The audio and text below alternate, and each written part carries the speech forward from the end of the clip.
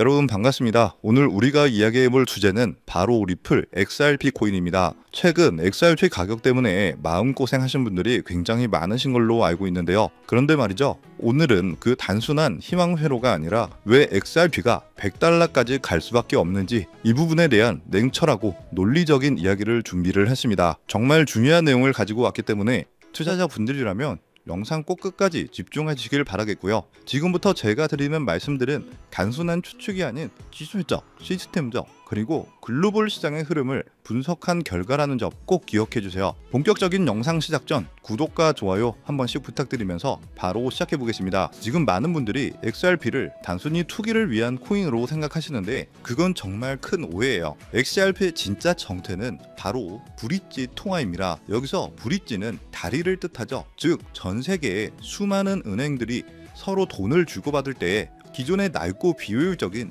이 스위프트 시스템을 대신해서 XRP를 다리 삼아 빠르고 저렴하게 송금할 수 있도록 설계된 코인이에요. 자, 여기서 그러면 정말 중요한 질문 하나가 생깁니다. 만약에 이 XRP가 가격이 계속해서 낮아진다면 어떻게 될까요? 정답은 바로 이 시스템이 마비가 된다는 겁니다. 여러분, XRP는 대규모 국제 송금에 사용되도록 만들어졌어요. 그런데 이 XRP 가격이 낮아지면 수조 원을 송금해야 할 때 XRP 물량이 부족해서 순간적으로 가격이 폭등하는 이 슬리피지 현상이 발생하게 되죠. 이런 현상이 반복되면 시스템은 쓸모가 없어져요. 그렇기 때문에 이 시스템이 원활하게 작동하려면 XRP의 가치는 일정 수준 이상으로 높아져야만 하는 겁니다. 이건 투자가 아니라 기술적인 필연인 거죠. 또 다른 필연적인 이유가 있어요. 바로 소각 메커니즘인데요. XRP는 거래를 할 때마다 소량씩 사라지는 것은 다들 알고 계시죠? 이게 무슨 의미냐면요, 전 세계적으로 XRP의 사용량이 늘어나면 늘어날수록 전체 유통 공급량은 계속해서 줄어든다는 뜻이에요. 자, 공급이 줄어드는데 수요는 계속 늘어난다? 경제학의 기본 원리상 가격은 오를 수밖에 없죠. XRP는 이렇게 스스로의 가치를 상승시키는 기술적인 엔진을 이미 가지고 있다는 겁니다. 자, 그럼 이제 많은 분들이 궁금해하실 이 세력, 고래라는 이야기를 해볼게요. 자, 공식적으로 블랙록, 뉴욕 멜론은행, 나스닥 상장기업 같은 거대 기관들은 XRP에 관심이 없는 것처럼 보이죠? 하지만 뒤에서는 이야기가 전혀 다릅니다. 이들은 XRP 생태계와 관련된 프로젝트를 조용히 진행하거나 XRP를 대량으로 매입하고 있다는 정황들이 곳곳에서 포착되고 있습니다. 또 미국 주요 금융기관인 뱅크 오브 아메리카, 골드만삭스, JP 모건이 이미 리플과 파트너십을 맺고 있는 사실은 공공연하게 알려져 있죠. 이들이 왜 조용히 움직이는지 아세요? 개인 투자자들이 눈치채기 전에 자신들의 물량을 먼저 확보하기 위함이죠. 한마디로 리플은 단순히 미국에만 국한된 회사가 아니라는 거고요. 전 세계 금융 시스템을 바꾸고 있죠. 이미 일본에서는 엔화 기반의 스테이블 코인을 제작하고 있고, 이 남태평양의 팔라우에서는 디지털 결제 시스템을 리플 기술로 구축을 해놨습니다. 심지어 홍콩, 두바이, 그리고 놀랍게도 중국 인민은행까지 리플의 기술을 테스트하고 있다는 이야기가 나오고 있는데, 여기서 이 모든 거대한 흐름들이 의미하는 것은 하나예요. 전 세계 스마트머니가 리플을 통해 낡은 금융 시스템을 대체하려 하고 있다는 명확한 신호죠. 자, 그럼 마지막 남은 퍼즐 조각은 무엇일까요? 바로 SEC와의 소송과 XRP ETF의 승인입니다. 이 SEC의 소송에서 리플이 승리하게 되면서 비트코인 현물 ETF처럼 XRP 현물 ETF가 승인될 가능성이 매우 높아졌는데요. 만약 XRP ETF가 승인되면 기관 투자자들의 자금이 본물처럼 쏟아져 들어올 거기 때문이죠. 이는 곧 XRP 가격의 폭발적인 상승을 의미합니다.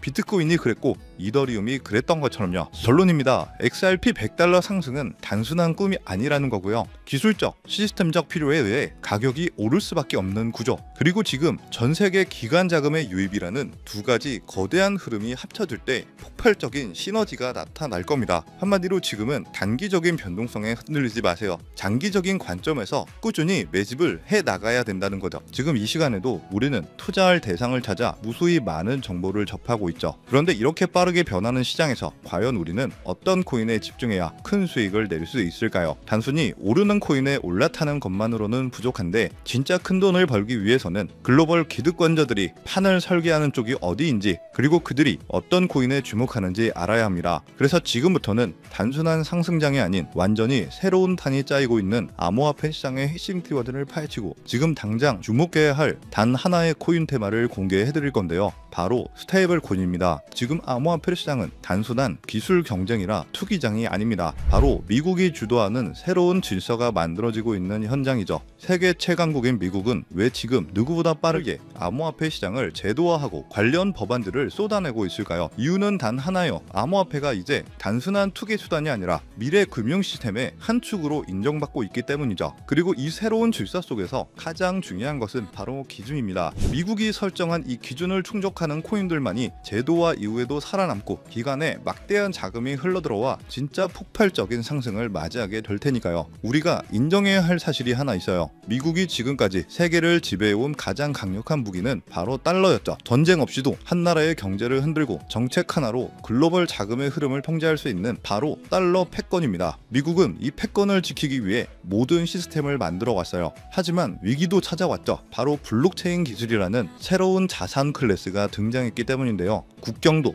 중앙도 없는 이 기술은 전 세계 어디서든 빠르고 싸게 가치를 주고받을 수 있게 만들었습니다. 미국 입장에서는 달러 패권을 위협하는 거대한 위기였죠. 그런데 미국은 역시 대단해요. 이 위기를 곧바로 기회로 바꿔버립니다. 그 중심에는 바로 오늘 우리가 이야기할 스테이블 코인이 있죠. 많은 분들이 스테이블 코인을 그냥 1달러에 고정된 코인쯤으로 생각하시는데 그건 너무나 단순한 이해죠. 스테이블 코인은 미국이 디지털 시대의 달러 패권을 유지하기 위한 전략적 도구예요. 미국은요, 스테이블 코인을 통해 달러를 블록체인 위에 올리고 전 세계에 퍼치려 하고 있습니다. 마치 달러가 디지털 옷을 입고 블록체인 네트워크를 타고 더 빠르게, 더 싸게, 더 넓게 퍼져나가게 만드는 거죠. 이는 단순히 결제 수단을 넘어 미국의 지정학적 통제력과 글로벌 지배력을 확장하는 수단이 되고 있습니다. 바로 이런 이유 때문에 USDT, USDC, 그리고 최근 화제가 되고 있는 리플의 RLUSD 같은 스테이블 코인들이 중요한 거죠. 스테이블 코인 시장은 2020년대 초반에도 수십억 달러 수준에 불과했습니다. 그런데 2025년 현재 그 규모는 약 3천억 달러에 육박하죠. 이 성장세는 앞으로 더 가속화될 것으로 예상되는데, 왜냐하면 글로벌 기업들, 금융기관들, 심지어 국가들조차 블록체인 기반 자산의 기초통화로 스테이블 코인을 받아들이기 시작했기 때문입니다.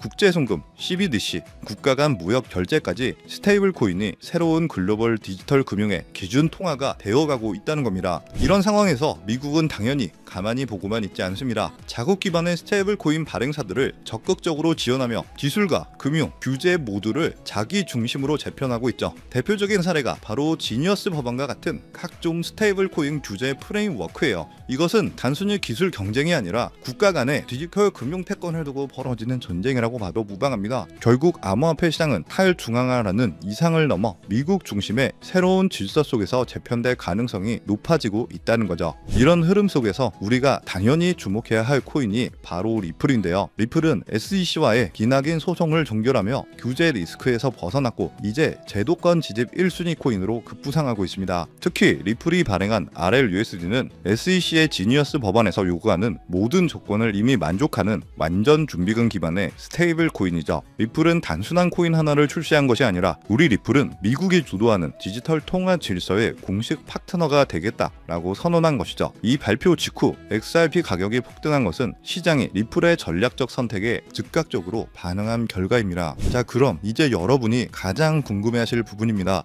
이 거대한 스테이블 코인 흐름 속에서 우리는 어떤 코인을 눈여겨봐야 할까요? 첫 번째는 당연히 리플이에요. 지니어스 법안이 통과되기 전부터 선제적으로 RLUSD를 발표하고 CBDC 인프라를 다수 국가와 함께 구축 중인 코인이죠. 하지만 이 외에도 영상에서 언급된 것처럼 판을 설계하는 쪽에 있는 코인들이 있습니다. 바로 미국 정부나 기관의 자금이 흘러 들어가는 AI 기반 블록체인이나 ISO 2002 연동 코인 같은 종목들이죠. 단순히 유행을 쫓아가는 게 아니라 미국이라는 거대한 기준에 부합하는 코인들입니다. 이 흐름을 바탕으로 몇 개월에 걸쳐 분석한 결과 국가 정부에서 지정한 스테이블 코인의 핵심 기업이자 대형 기업들의 투자가 진행 중인 특정 코인이 있습니다. 저평가된 자리에서 대량의 매집 물량이 포착되었고 이미 대형 거래소에서 상장되어 저점을 올리며 상승 추세를 만들어가고 있는 코인이죠. 스테이블 코인이 전 세계적으로 사용되는 시기가 지니어스 법안 통과로 앞당겨진 만큼 이 종목은 최소 10만 프로에서 최대 90만 프로까지 폭등할 것으로 예상하고 있는데요. 한마디로 1만 원만 투자해도 9억 원이 될 수 있다는 이야기입니다. 결론적으로 지금 시장은 무작정 오르는 장이 아니라 미국의 기준을 통과한 코인만이 살아남고 진짜 랠리의 주인 주인공이 될 거라는 건데, 따라서 우리는 규제 적합성이라는 핵심 논리를 바탕으로 거대한 기관 투자자들의 자금이 흘러 들어갈 곳을 미리 선점해야 하는 거죠. 그래서 지금까지 시청하셨다면 아마 다들 느끼셨을 겁니다. 이 시장은 단순히 차트나 뉴스 몇 개로 설정되는 게 아니라 흐름을 잡고 방향을 잡아가는 긴 여정이라는 것을요. 또한 지금 돈이 어디서 어디로 움직이는지를 정확히 알고 있어야 된다는 건데, 그래서 저는 혼자서가 아니라 저희 구독자분들과 함께 걸어가기 위해 텔레그램 방을 운영하고 있습니다. 실시간으로 발표되는 글로벌 이슈를 한눈에 확인할 수 있고, 비트코인부터 알트코인들 정보들을 쉽게 공부할 수 있게 도움드리면서 단기 급등이 나올 수 있는 종목, 그리고 앞서 말씀드린 스테이블 코인 중 히든 종목 정보를 입장과 동시에 받아보실 수가 있는데요. 국내외 이슈, 글로벌 흐름부터 당일 이슈 종목, 주목해야 할 뉴스들을 정리해서 실시간으로 전해드리고 있고, 게다가 초보 투자자분들도 쉽게 보실 수 있도록 차트 분석, 각종 테마 정보들도 한눈에 보기 좋게 그림과 함께 정리해 두었기 때문에 지금 시장의 흐름과 내가 어떤 방향으로 투자를 해야 할지 도움을 드리고 있죠. 무엇보다 이 채널은 저희 구독자분들이라면 누구든지 100% 무료로 오픈해 놨기 때문에 많은 정보들을 알아가실 수가 있는데요. 입장 방법도 정말 간단합니다. 화면에 보이는 조회수 옆에 표시된 더보기를 클릭하시면 이렇게 파란색으로 구독자 100% 무료 정보 혜택 받기 링크가 보이실 텐데요.